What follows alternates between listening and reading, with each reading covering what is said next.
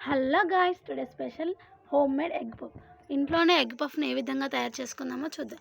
ముందుగా ఒక కప్పు మైదా తీసుకొని అందులో కొద్దిగా సాల్ట్ వేసుకొని కొద్దిగా ఆయిల్ వేసుకొని మొత్తం కలిసే విధంగా కలుపుకుందాం. ఈ విధంగా మొత్తం నూనె ఉప్పు అనేది పిండికి మొత్తం కలిసే విధంగా బాగా కలుపుకొని కొద్దిగా వాటర్ వేసుకొని పిండి టైట్గా కలుపుకోవాలి. మరీ టైట్గా కాదండి, చపాతీ పిండిలాగా కలుపుకొని పక్కకైతే పెట్టేసుకుందాం. ఆ లోపు కర్రీ ప్రిపేర్ చేసుకుందాం. మనం పఫ్కి స్టఫ్ కావాలి కదా, ఆ స్టఫ్ అయితే మనం ప్రిపేర్ చేసుకుందాం. కొద్దిగా ఆయిల్ వేసుకొని ఒక 3 కప్స్ వరకు ఆయిల్ అయితే తీసుకుందాం. ఆయిల్ తీసుకున్నాక అలా జీలకర్ర అయితే వేసుకుందాం. ఇక జీలకర్ర వేసుకొని జీలకర్ర కొంచెం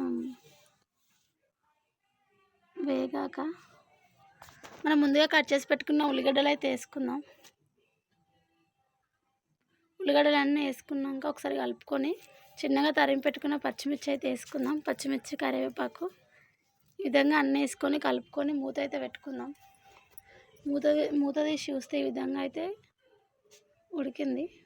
మళ్ళీ ఒకసారి అయితే మూత తీసుకొని చూసరికి గోల్డెన్ బ్రౌన్ కలర్ అయితే అయ్యింది. ఇంకా అల్లం పేస్ట్ అయితే వేసుకుందాం. కొంచెం అల్లం వెల్లుల్లి పేస్ట్ వేసుకొని మళ్ళీ ఒకసారి అయితే కలుపుకుందాం. పచ్చివాసన అంతా పోవాలి.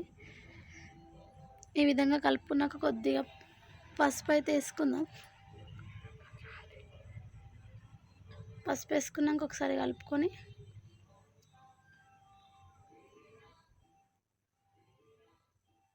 కొద్దిగా సాల్ట్, కొద్దిగా ధనియా పౌడర్ వేసుకొని ఒకసారి కలుపుకుందాం. ఈ విధంగా కలుపుకున్నాక కొద్దిగా గరం మసాలా పౌడర్ వేసుకొని మరోసారి కలుపుకుందాం. అంతే అండి, స్టఫింగ్ రెడీ. ఇక కోడిగుడ్లు అయితే ఉడికినాయండి. కోడిగుడ్ల పొట్టు అయితే తీసుకుందాం. ఇక 4 గుడ్లు అయితే ఉడకబెట్టిన, 4 గుడ్ల పొట్టు అయితే తీసిన. ఇక 4 గుడ్లకు మనిషి 2 కావాలి. ఇక మనిషి 2 పఫ్లు అంటే 8 పఫ్లు అవుతాయండి. ఇక పిండి అయితే మెత్తగా విసికిన పిండిని ముద్దలు అయితే వేసుకుంటున్నాయి. ఎన్ని అయితే అని లెక్క పెట్టుకుంటేందుకు ఇట్లయితే సరిపోదని ఇంకా కొంచెం చిన్నగా వేసి 6 ముద్దలు అయితే వేసిన. ఇక 6 చపాతీలు అయితే వేసుకోవాలి. 6 చపాతీలు మంచిగా గుండ్రగా పెద్దగా వేసుకుందాం, పల్సగా. ఇక చపాతీలు అయితే వేసుకుందాం. మరీ చపాతీలు అంతా మందంగా కాకుండా కొంచెం పలసగా అయితే వేసుకుందాం. ఈ విధంగా అన్ని చపాతీలు ఒకే విధంగా రౌండ్ షేప్లో చేసుకోండి. ఎంత వీలైనంత వరకు పలసగా వచ్చే విధంగా అయితే వేసుకోండి. నేనైతే వేసుకున్నా. ఇక చపాతీలు అయితే అయిపోయినాయి. ఇక ఫస్ట్ ఒక చపాతీ వేసుకొని దానికి నూనె అప్లై చేసుకుందాం.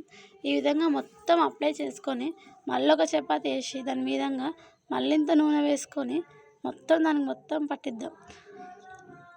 ఇలా అంతా పెట్టించినాక మళ్ళీ ఇంకొక చపాతీ వేసుకొని మళ్ళీ పెడదాం నూనె. ఇదంతా పెట్టి ఇక మొత్తం కట్ చేసుకోవాలి. ఎడ్జెస్ షేప్ రానికి ఈ విధంగా కట్ చేసుకొని వీటిని అయితే 4 ముక్కలుగా వేసుకుందాం. ఈ విధంగా 4 ముక్కలు వేసుకుందాం. ఈ విధంగా 4 ముక్కలు అయితే వేసుకొని ఒక్కొక్క ముక్కలో స్టఫింగ్ అయితే పెట్టుకుందాం. ఇక మధ్యలో కర్రీ ప్రిపేర్ చేసుకున్న కర్రీ పెట్టుకొని ఎగ్ పెట్టుకొని ఈ విధంగా ఫోల్డ్ చేసుకోవడం. అంతే అండి. 6 లేయర్స్ అయితే ఇంకా టేస్ట్ బాగుంటుందండి. ట్రై చేయండి. నేనైతే 3 లేయర్స్తో చేస్తున్నాను. మనం కావాల్సిన డీప్ ఫ్రైకి సరిపడా ఆయిల్ వేస్తే పెట్టుకొని ఇక ముందుగా వేసుకున్న పఫ్లు అయితే అలా వేసుకుందాం. ఇంతే అండి, చాలా సింపుల్గా ఉంది కదా. మీరు కూడా తప్పకుండా ట్రై చేయండి. చాలా టేస్టీగా ఉందండి. Thank you.